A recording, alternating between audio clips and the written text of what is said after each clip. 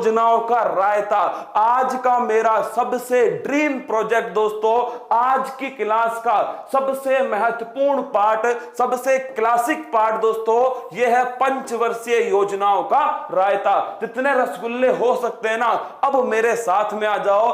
पंचवर्षीय योजना के 10 सवाल कराऊंगा, इसके बाद पंचवर्षीय योजनाओं के हाथ मत लगाना। क्या हाथ मत लगाना दोस्तों, ये 10 सवाल तुम्हें पंचवर्षीय योजना का निपटारा कर देंगे। तो पंचवर्षीय योजना का निपटारा तुम्हारे सामने, रायता तुम्हारे सामने। तुमने कहा था ना, तो दोस्तों मैंने भी अपनी बात पूरी की। क्या मैंने अपनी बात पूरी की और तुम्हारे सामने ये पंचवर्षीय योजनाओं का रायता फैलाने जा रहा हूं। अब तुम समेट लेना, रायता मैं फैलाने जा रहा हूं। आइए रसगुल्लो देखिएगा, पहला सवाल पंचवर्षीय योजना। 10 सवाल होंगे, 10 की 10 गर्दा उड़ाने वाले सवाल होंगे। देखिए, प्रथम पंचवर्षीय योजना किस मॉडल पर आधारित है? हैरड डोमर पर। अब सुनना इसका पोस्टमार्टम, हैरड डोमर मॉडल पर आधारित है। कब लॉन्च होती है? 1951 से 1956 के बीच में लॉन्च होती है। किस पर बल दिया गया? कृषि के ऊपर बल दिया गया। अगर पूछे इसमें सबसे महत्वपूर्ण काम कौन सा हुआ?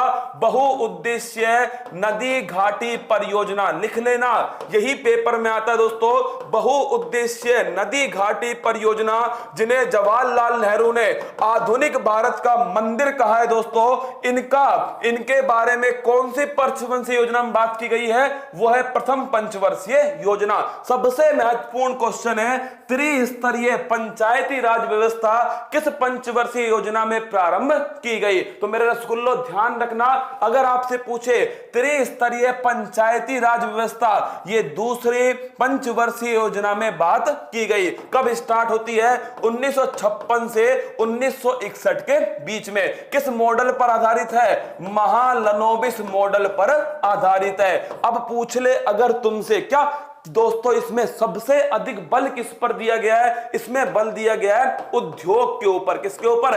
उद्योग के ऊपर इसमें बल दिया गया है। त्रिस्तरीय पंचायती राज, बताओ किस समिति की सिफारिश पर आती है? बलवंत राय मेहता समिति की सिफारिश पर। और रसगुल्लो कब स्टार्ट हुआ?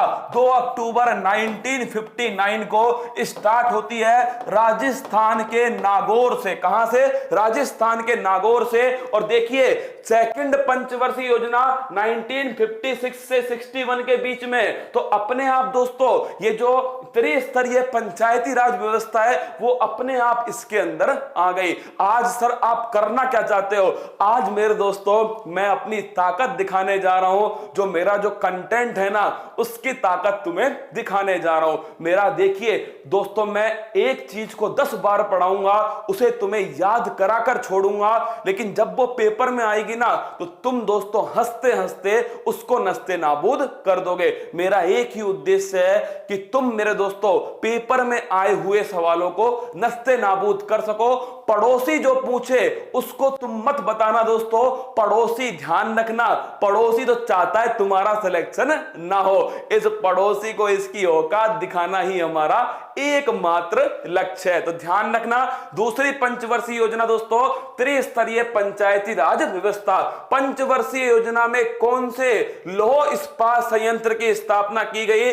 तीसरी पंचवर्षीय योजना में कौन से लौह इस्पात संयंत्र की स्थापना की गई? तो लिख लेना बोकारो। और ये बोकारो दोस्तों कहां पर है? झारखंड के अंदर है। किसके सहयोग से? रूस के सहयोग से इसकी स्थापना की गई। लेकिन सेकंड 5 ईयर प्लान में 3 प्लांट लगते हैं। एक है दुर्गापुरा रसगुल्लो, जो कि कहां लगता है? जो लगता है आपके वेस्ट बंगाल के अंदर। दूसरा लगता है दोस्तों, लिखिएगा भिलाई। ये भिलाई कहां लगता है? छत्तीसगढ़ के अंदर लगता है भिलाई। और तीसरा लगता है दोस्तों, नोट कीजिएगा, वो है हमारा कौन सा?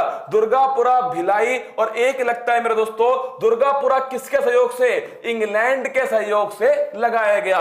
भिलाई मेरे रसगुल्लो लिख लेना, ये लगाया किसके सहयोग से? रूस के सहयोग से। और राउरकेला जर्मनी के अंदर लगा है दोस्तों, राउरकेला ओडिशा के अंदर लगा है जर्मनी के सहयोग से। किसके? जर्मनी के सहयोग से। चारों के चारों सवाल नोट कर लो, छाप लो, जो तुम्हें करना है कर लो, जैसे तुम्हें याद हो कर लो। ये सवाल पेपर के अंदर दोस्तों सीधा सीधा टपकने वाला है। ये चारों के चारों प्लांट, तुम्हारा जो भी एग्जाम हो ना कोई एक प्लांट तुम्हारे लिए दोस्तों निर्णायक साबित होगा। फिर सुन लो, दुर्गापुरा वेस्ट बंगाल उत्तराखंड की सहायता से, भिलाई छत्तीसगढ़ रूस की सहायता से, राउरकेला उड़ीसा जर्मनी की हेल्प से, बोकारो दोस्तों झारखंड रूस की सहायता से। ये तीनों की तीनों सेकंड 5 ईयर प्लान में, और ये दोस्तों किसमें है ये ध्यान रखना, तीसरे 5 ईयर प्लान में। और इसकी दोस्तों समय अवधि कब से है? 1961 से 1966। अगर पूछ ले चीन का 1962 का युद्ध, पाक दोस्तों नल्ले के साथ 1965 का युद्ध, कौन सी पंचवर्षीय योजना? तीसरी पंचवर्षीय योजना। वार्षिक योजना या फिर प्लान हॉलिडे देखिए 3 बार आता है दोस्तों, एक तो 1967, 68 और 69, 3 तो ये वर्ष हो गए। एक लिखिएगा 1979 और 1980 रोलिंग प्लान। क्या है दोस्तों?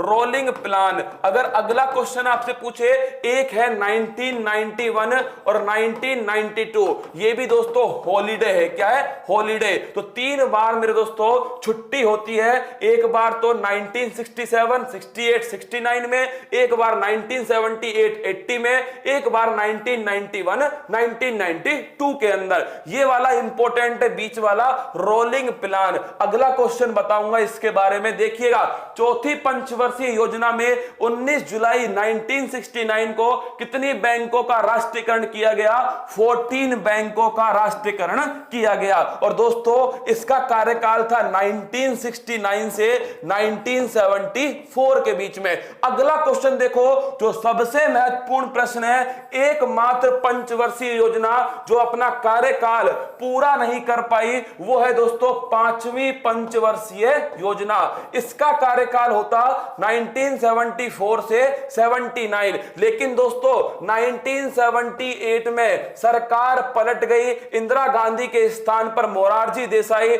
भारत के प्रधानमंत्री बन गए। और दोस्तों मोरारजी देसाई ने रोलिंग प्लान लागू किया। क्या? रोलिंग प्लान लागू किया। तो ध्यान रखना, मैं आपसे फिर कह रहा हूं, 5वीं पंचवर्षीय योजना पूरे 5 साल का कार्यकाल नहीं निभा पाई दोस्तों। और ध्यान रखना, ये 4 साल में ही कोलैप्स हो गई। 4 साल में दोस्तों इसे लैप्स कर दिया। अगले 2 साल 1979 और 1980 में रोलिंग प्लान घोषित किया, जो मैं ऊपर लिख चुका हूं। तो दोस्तों 4 साल रही है कौन सी योजना?